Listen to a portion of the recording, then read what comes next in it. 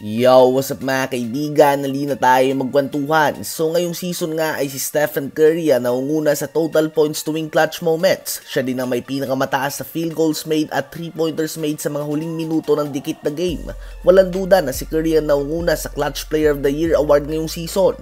So ano nga bang ibig sabihin ko na clutch si Curry ngunit choker sila as a team?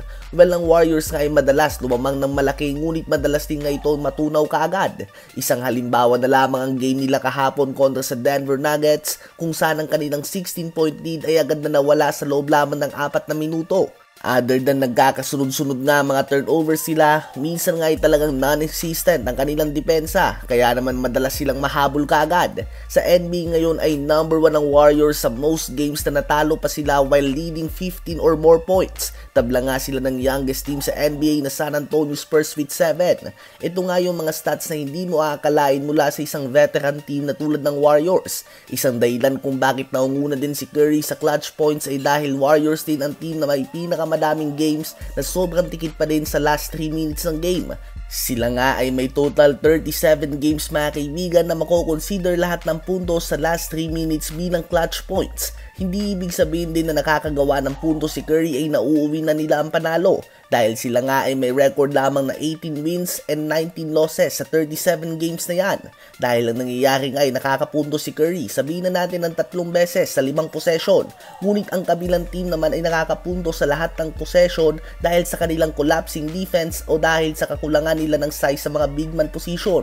Kaya naman kahit si Curry nga number 1 sa clutch points ngayong season na ito, tabla lamang sila ng Atlanta Hawks sa Toronto Raptors sa pinakamadaming talo sa clutch ngayong season. Ano ba masasabi nyo tungkol dito? Ngayon ay tumungo naman tayo kay Bronny James. Tuluyan na nga nalaglag si Bronny sa mock draft para sa susunod na NBA draft dahil nagsimula nga siya as a first rounder, even a lottery pick. Then bumagsak nga siya sa second round at matapos ito ay bumagsak siya sa pagiging undrafted at ngayon naman ay inalis na siya sa 2024 draft board bagkus nilipat na siya sa 2025 draft kung saan siya ay expected na maging second round pick. Again, pwede pa nga itong mag-iba. Ngunit ngayon, ang trajectory nga nito ay pabagsak lamang ng pabagsak kung saan nagboses nga si LeBron at hayaan lang nga daw na magbasketball ang bata at hindi nga daw mahalaga ang sinasabi ng mock draft.